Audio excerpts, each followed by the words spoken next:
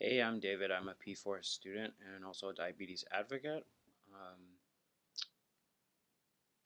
what recommendations do I have for other students in terms of advocacy? I would say find what you're passionate about and find what makes you wake up in the morning.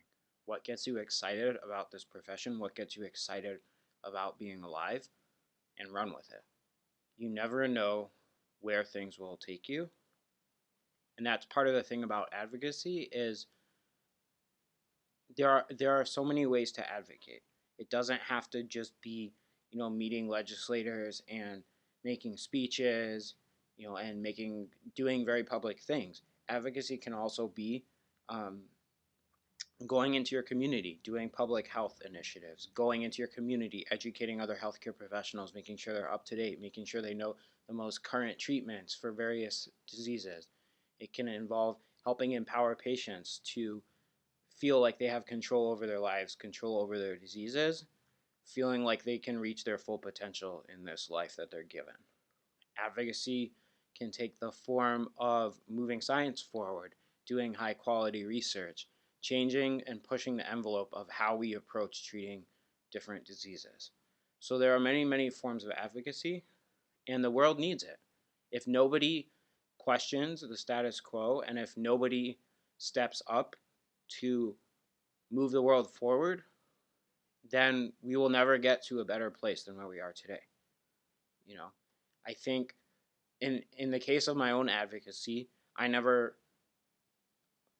I knew what drove me, which was the various injustices that people with diabetes face, discrimination, stigma in society, the unaffordable cost of medications for many patients, various medical devices on the market that don't actually meet FDA standards. There are all kinds of things, right? And so I think stepping into this role, really stepping up, it takes persistence, right? The first time you step into an advocacy role, sometimes you're not gonna get everything that you want to get done with just a one and done deal. Advocacy is kind of a lifelong thing. You have to decide, what are my values? Where do I draw the line and say this injustice, this thing that I'm seeing in the world is not okay and I refuse to accept it. And then when you identify those things that you say this is wrong, I can't accept this, then step up and try to make the change. Um, my family's South African, so when I was a kid, Nelson Mandela was transforming the country where my parents are from. So, seeing that as a kid, and even now looking back, I think that really drove home the point that when there is social injustice, when there is inequality in healthcare or in any field, if nobody steps up, if nobody raises over their voice and says, this isn't okay, this is wrong, then nothing will ever change. So, what I would say to all the students who are watching this is really identify and learn who you are as a healthcare professional, who you are as a person, what are your core values, and where do you draw the line in terms of pharmacy practice and say, this thing is something that I want to change. And once you identify those things, then run with it because you never know where you'll end up. One day you could be speaking to a senator teaching them how to use a blood glucose meter. You never know where you'll end up.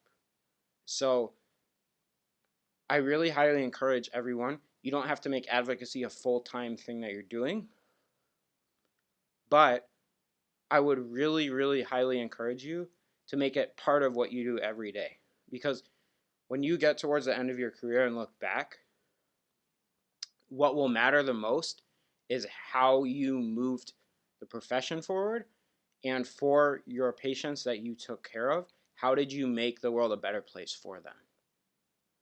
And so through advocacy, you can reach thousands, hundreds of thousands, millions of people by making changes.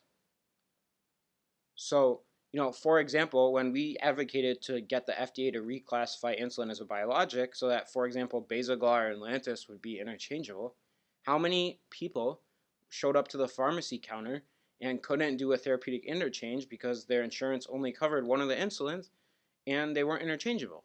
So, you never know where you'll end up sometimes. But you just have to have a roadmap, and you have to have the drive and the persistence to say, I will not stop until I see a better world for my children, for my patients, and for the fellow pharmacists who come after me.